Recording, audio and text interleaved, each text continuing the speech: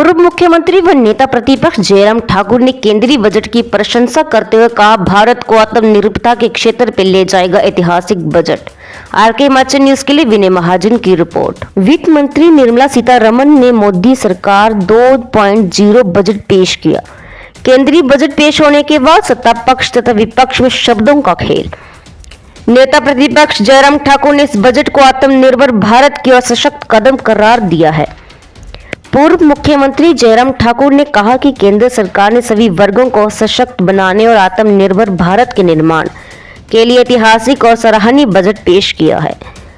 पूर्व मुख्यमंत्री जयराम ठाकुर ने कहा कि निर्धन, ग्रामीण, मजदूर, मध्यम वर्ग, किसान, कर्मचारी, महिला, बुजुर्गों और विद्यार्थियों हर वर्ग के लिए बजट में राहत देने का काम किया गया है।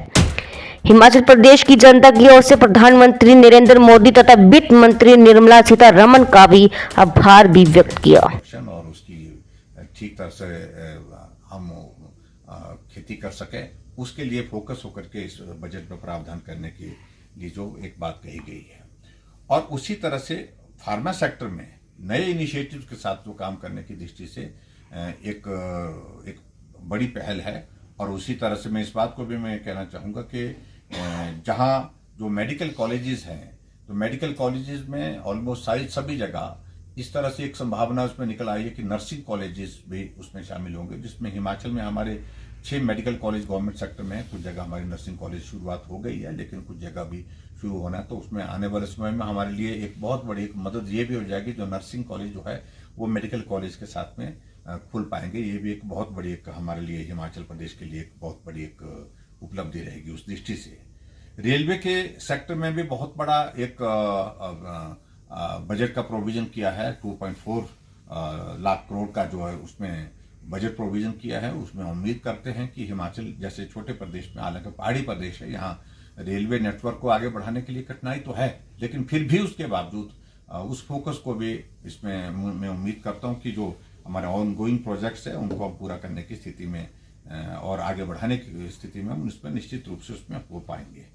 और उसी तरह से जो हमारा महत्वपूर्ण पार्ट जो जिसको लेकर के मैं ये कहना चाहूँगा कि महिलाओं के लिए और बुजुर्गों के लिए जो विशेष तौर से इसमें जो प्रावधान किया गया, जो महिलाओं के लिए 2 लाख रुपए की इनकम तक जो है वो 75% जो है उसमें ब्याज देने की बात कही गई। और उसी तरह बुजुर्गों के लिए भी उसमें एक चीज को और जोड़ा गया है, खासतौर से जो सीनियर सिटीजन को 15 लाख से 30 लाख रुपए तक जो हमारे उनकी सेविंग जो होंगी उसमें वो 7.5% के साथ ब्याज देने की बात उसमें कही गई। ये भी एक बहुत बड़ी बुजुर्गों के लिए भी और महिलाओं के लिए भी एक बड़ी खुशी की बात है।